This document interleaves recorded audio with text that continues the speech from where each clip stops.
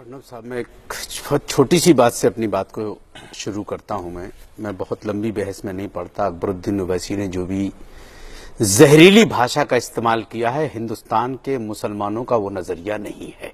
पहली बात, वो जो भी अलाउ क्यों किया जाए? बिल्कुल कोई, देखिए मैं क्या अलाउ क्यों किया जाए? मुझे तो ताज्जुब इस बात पर है कि जब 2012 में अकबरुद्दीन ओवैसी ने मर्यादा पुरुषोत्तम की वालिदा के ताल्लुक से जो बातें कही थी, उनको अरेस्ट किया गया था। आज उन्होंने देश के बारे में ये बातें कही हैं, वो आजाद कैसे घूम रहा है?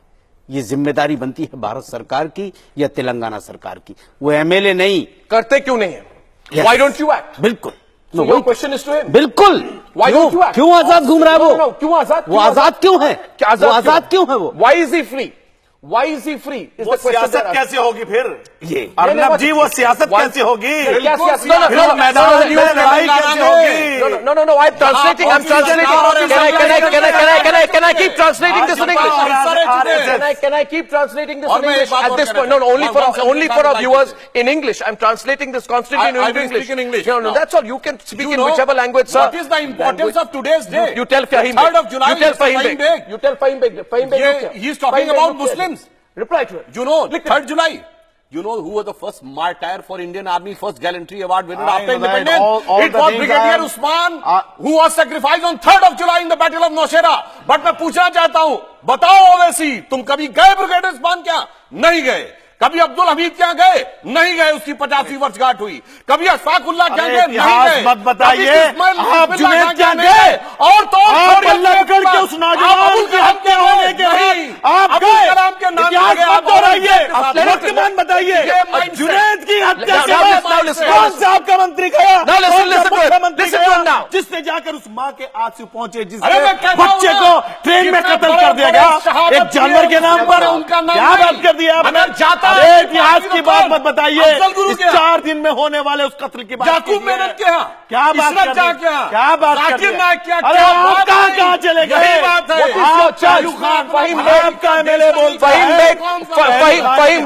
Fahim Beg. बता देना, वो जोर जोर से बोल रहा था। कभी गया 70 साल में? अरे आपका क्या जुनैद किया? हम लोग गए 1900 जुनैद किया?